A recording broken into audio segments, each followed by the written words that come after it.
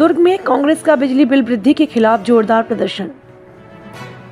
दुर्ग जिले में कांग्रेस पार्टी ने बिजली बिलों में हो रही लगातार वृद्धि के विरोध में आज एक बड़ा प्रदर्शन किया।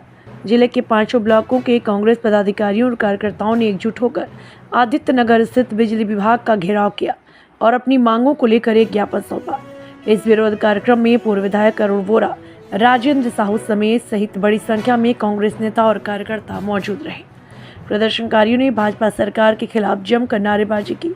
उनका कहना था कि छत्तीसगढ़ एक बिजली सरप्लस राज्य होने के बावजूद यहाँ बिजली के बिल लगातार बढ़ रहे हैं, जिससे आम जनता पर आर्थिक बोझ पड़ रहा है। कांग्रेस नेताओं ने आरोप लगाया कि वर्तमान सरकार जनता के हित ऐसी नहीं है और छत्तीसगढ़ का पैसा केंद्र सरकार की तिजोरी में जा रहा है। उन्होंने कहा, यह सरकार लोगों को परेशान कर रही है, उनकी समस्याओं पर ध्यान नहीं दे रही।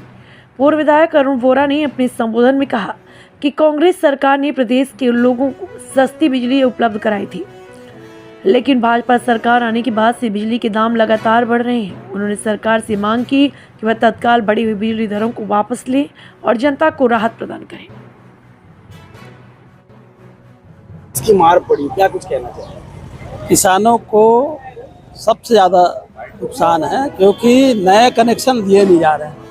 पुराने कनेक्शन में जो बिजली लगी है वहाँ ट्रांसफार्मर जहाँ खराब हो गए वहाँ बदला नहीं जा रहा है और बिजली बिल में लगातार वृद्धि की जा रही है। एक तरफ बिजली के नाम पे हमारे जंगल काटे जा रहे हैं और दूसरी तरफ बिजली बिल बढ़ाई जा रही है। कौन सा तरीका है? अगर जंगल कट गए हैं, अडानी जी को दे दिए गए हैं प्लांट डालने के लिए, प्लांट डाल रहे हैं, तो बिजली दर कम होना चाहिए यहाँ ज़्यादा।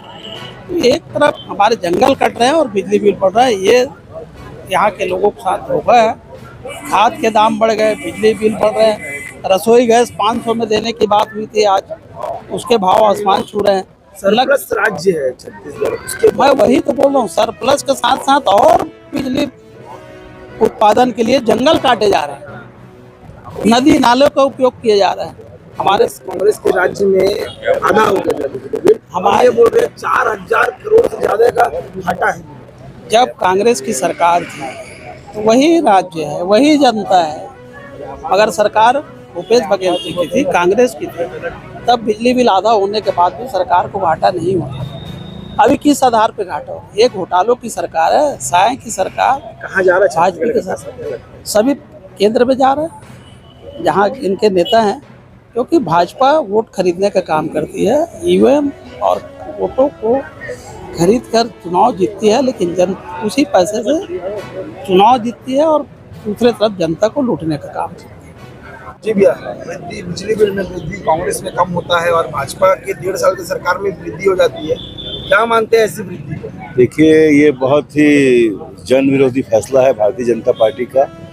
आज प्रदेश में भारतीय जनता पार्टी की सरकार को बने लगभग 2 वर्ष पूर्ण होने जा रहा है, लेकिन इन 2 वर्षों में अगर हम देखें तो इस सरकार ने कोई भी काम धरातल पे नहीं किया है, कागजों में किया है। महंगाई चरम सीमा पर है और अब बिजली की मार से लोगों की कमर तोड़ दी है। डबल इंजन की सरकार बोलते हैं, लेकिन ये डबल करंट देने में भी कोई कमी नहीं रख रही है। आज जो लगभग अभी हम देखें तो 19.31% यूनिट की वृद्धि इस सरकार ने की है। प्रति व्यक्ति 10 से 20 यूनिट का भार उन पर पड़ रहा है। अगर